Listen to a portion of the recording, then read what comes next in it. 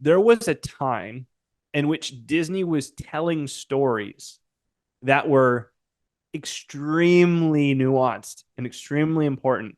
I remember when I was a kid, my sister and I have two sisters. One is a year younger than me, so the other one's much younger than me. But when Hannah and I were growing up, we probably watched Lion King like 100 times, and like Aladdin like 100 times. Like, and this is something Jordan Peterson talks about. I've kind of become disillusioned with him a little bit now, but I was a point at which I watched probably 500 hours of content. All And there's right. still a lot of things that Probably I same here, yeah. yeah. Yeah, and there's still a lot of things I took a lot from him. I mean, that's what you do. You learn from people, and then hopefully you transcend them.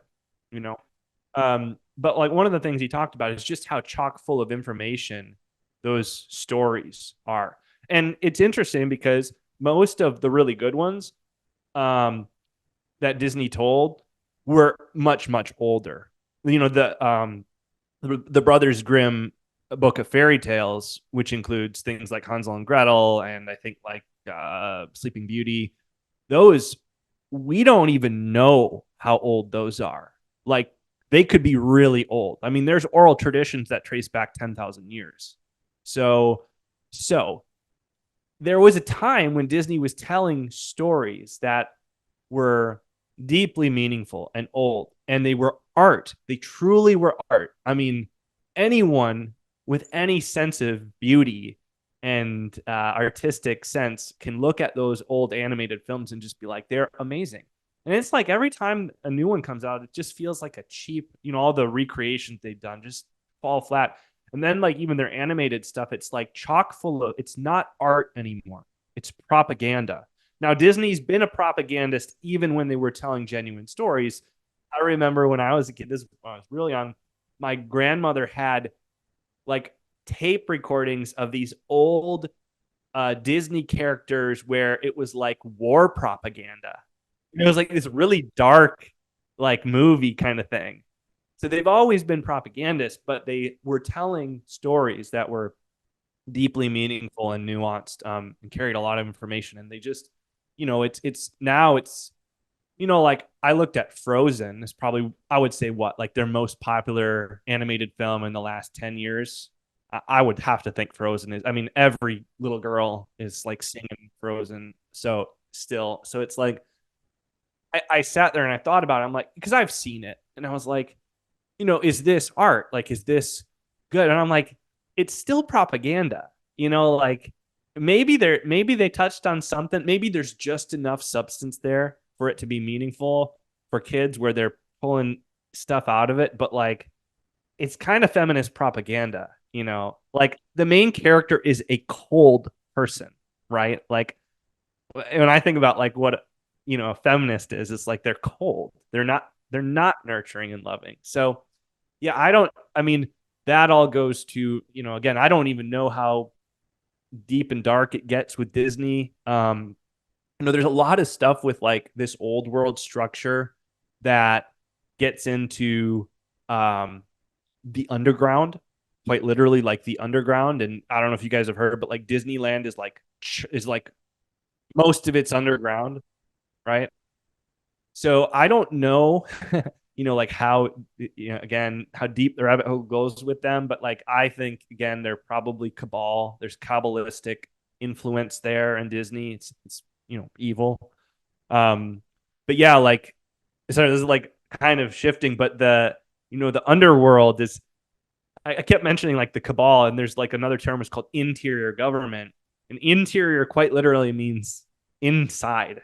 And I do think is there is structure and there is a whole world below our feet that we're not even aware of.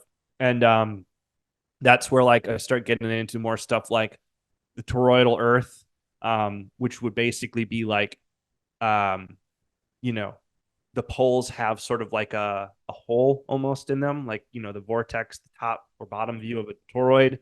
Um, and I can buttress my argument of that because I'll say like, yeah, I think there's like a hole, or like I don't actually think you would perceive it as a hole, if you were like on the surface of the planet, and let's say you could go to the North Pole or the South Pole, which you can't because you can only go there if you're allowed to go there.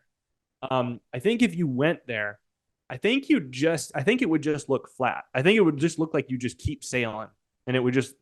But I think you'd be traversing into the toroid, let's say, and into another dimension. And in fact, in order to do that, you might have to make that spiritual leap. I don't know. There might be something that's a part of this ascension process that, like, if you were to physically go there, you might have to make that leap. I don't know. But like, Jules Verne wrote, Journey to the Center of the Earth, where, like, who writes a story about going through a volcano in Iceland? A real volcano, by the way, Sneffel, like whatever, Sneffels, or it's kind of a funny name, but like it's there, it's real.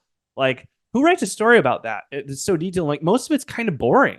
It's like that, I think, was a real story. And so there's a lot going on below our feet that is primarily not good, I think. And that's why Hell's Down, but like there's and I apologize because I don't recall their Instagram might be Decaying Midwest or TikTok. I don't use TikTok, but I found these kids, they're like teenagers who have been like exploring abandoned places. Oh, I've seen these guys. Yeah, they're crazy. Yeah. So I'm from Wisconsin, so I'm from the Midwest. The Midwest is an old, like, just like everywhere, it's full of old world. It's been hidden. Most of it's been destroyed, but there's a lot of it below us. And they actually went in Milwaukee, which is where my dad was raised. So he walked those streets. They went into, they basically, they refer to their places as bandos, abandoned places as bandos. And so, like, they're like, the cops covered up our favorite bando, but we can still get in. And it's like, so they're on the street and they pull up this heavy metal panel that's on the ground that's covering up like a hole. And it makes a lot of noise, and they go running to make sure like nobody's watching. And then they go down there, they just go down and they go down, and there's like office building, there's like office space. There's a gymnasium, like a basketball gym with lights on. They just keep going down. They end up in this, like, looks like a bank. It is a bank. It's a vault. It's like old world looking. It's marble with like iron barred area, and a massive vault door that swung open. All the lights are on everywhere. There's nobody there. This is under Milwaukee.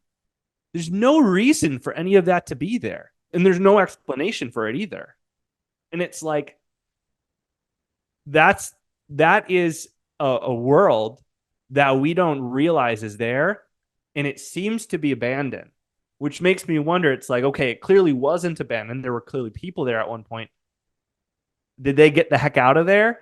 Did they go deeper? Did they leave? There's a lot of questions, but, like, a lot of people hypothesize that, a lot of these old world structures, even if you go back to like the antediluvian stuff, like the pyramids themselves, there might be more of the actual building underground than what we can see above.